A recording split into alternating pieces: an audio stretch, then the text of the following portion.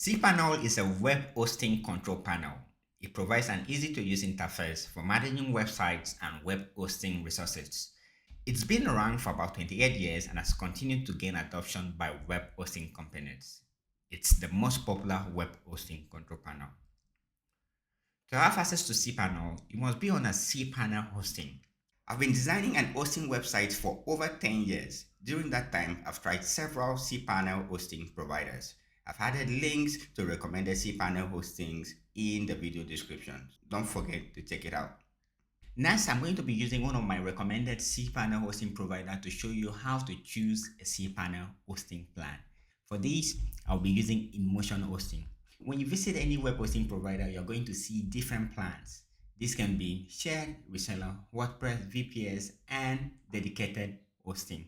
All of these hosting types can come with cPanel, but you have to check that cPanel is actually included in the plan. By the way, you should know that the most common form of hosting is the shared hosting. It is the cheapest form of hosting, and usually when people say they want to host a website, they usually go with a shared hosting plan. Things like the VPS, dedicated, are for specific people who require higher resources. Those are the people that go for this. And mind you, you can also host a WordPress website on the shared hosting plan.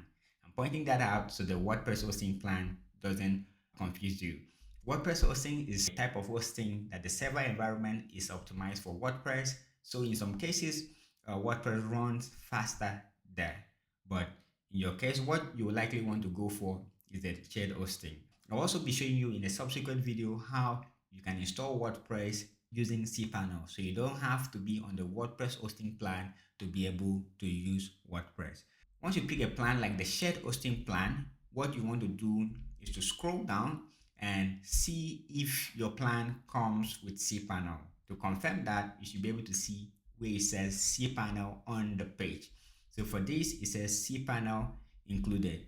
Now, one quick way I usually check if the plan comes with cPanel, when I'm on Mac, I do Command F.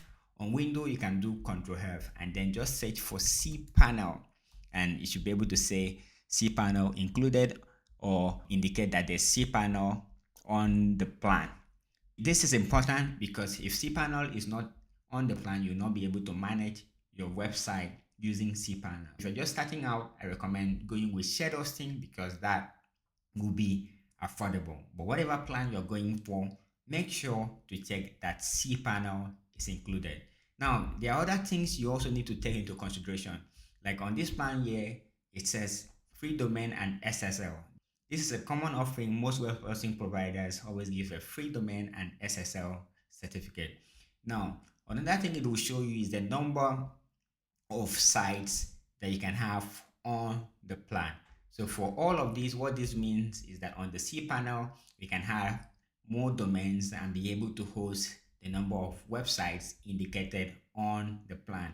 It also shows you the storage space, the bandwidth, which determines the number of people that can visit your site at a time, and the speed, and it shows you the email addresses. Mind you, in this series, I'll also be showing you how you can add more domains to cPanel and create additional websites, how you can create business emails. So make sure to check out other videos in the series where I cover all these individually.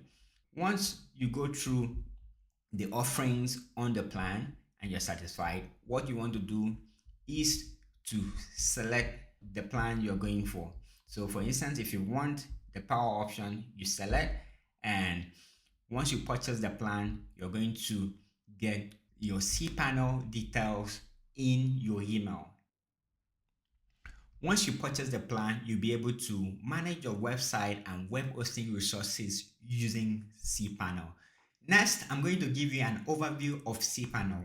If you don't know how to log into cPanel, please check out the video on how to log into cPanel. So when you're on cPanel, the first thing you're going to see is the general information section by the right. Now, this shows you some details regarding your hosting plan. So this shows your username, and this is your web hosting IP address, and you can see this shows your primary domain. Since you can host multiple websites under this cPanel account, this shows the primary domain, which is usually the domain you added to the plan during your purchase. And if you scroll down, here is going to give you information regarding your web hosting resources. So for here, it says 6 gig. And usually, if you have a plan that gives you a specific disk space, it's going to show either 6 gig of 10 gig or of whatever came with your plan. I'm on an unlimited plan, so that's why it's showing 6 gig and cannot show any other information because this is an unlimited plan. And you can see from my database, it shows the disk space that I've used for the database, and it also shows my bandwidth limit. I've added 5 domains to my cPanel plan, meaning that I'm hosting 5 websites on this one cPanel account, which is why it shows here that there are 5 add-on domains. I've created 6 subdomains, created 20 email accounts, and I've added 1 email forwarders. So here, where it says statistics, just provide a quick statistics of the resource usage on the hosting plan. Another section here, you see where it says email. This is where you do things like creating business email. So an email like hello@yourdomain.com. And there are also other features related to email, such as the email forwarding. So this section is where you have everything related to email. Please check out my video on how to create business emails on cPanel. Another section here we have is the files section, which has a popular cPanel feature here, the file manager. The file manager is used for uploading and editing website files in cPanel. You can also see that here we have features like the backup and the backup wizard, which are very helpful for backing up website and restoring them on another hosting or on the same host. Next, we have the database section, which is where you can create and manage your database. It also has PHPMyAdmin, which is a tool that can be used to optimize your database. It's also useful for querying and performing other functions on the database. I have a specific video regarding creating and managing databases on cPanel. I also have a video on optimizing databases using PHPMyAdmin. So make sure to check out both videos if you're interested in that.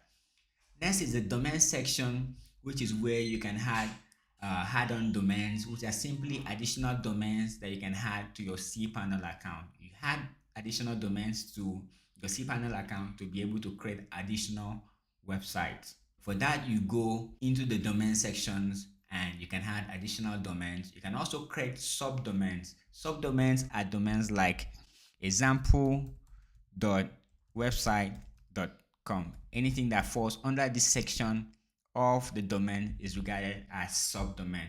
A subdomain allows you to create additional website, but make sure that that website does not override your existing website. You can create additional website on example or anything you choose here, my.website.com, without overriding the website on your root domain.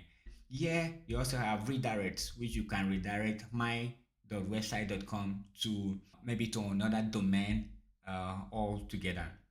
There's also the zone editor, which is where you can create and manage DNS records, maybe like the CNAME, adding things like the TST record, and so on. I have a video dedicated to that. So make sure to check out the cPanel playlist to see all the videos I have on cPanel.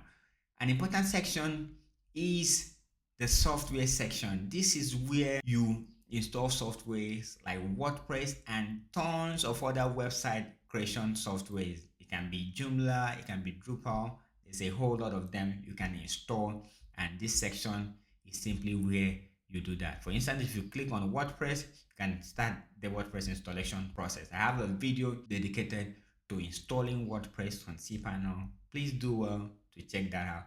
There are tons of other features cPanel offers, and I've taken time to create videos on each individual feature to allow me the time to guide you in detail on how to use the feature. So make sure to check out the cPanel playlist to see all the videos I have created on cPanel.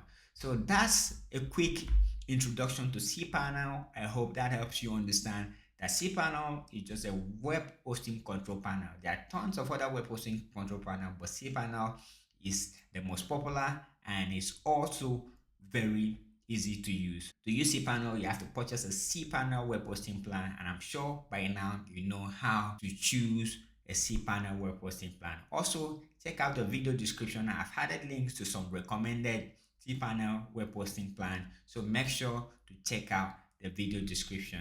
So if you find this video helpful, please make sure to like it, share it, and support me by subscribing to my channel. Thank you for watching. Bye for now.